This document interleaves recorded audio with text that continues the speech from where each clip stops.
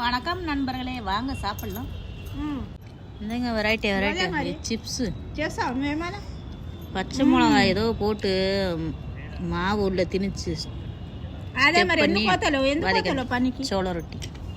పనికి ఎందుకు కోతలు? இது வந்து இந்த காய் தட்டங்காய்.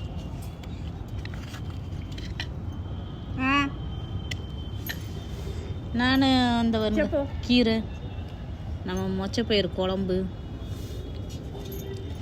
சாப்பாடு, சப்பாத்தி வெரைட்டியாக வச்சு சாப்பிட்டுக்கிட்டு இருக்கோம். வாங்க சாப்பிடலாம்.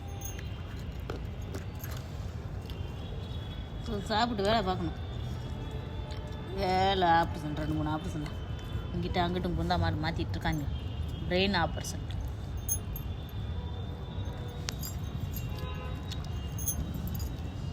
ஆனால் டேஸ்ட்டாக இருக்குது இந்த தட்டாங்காய்.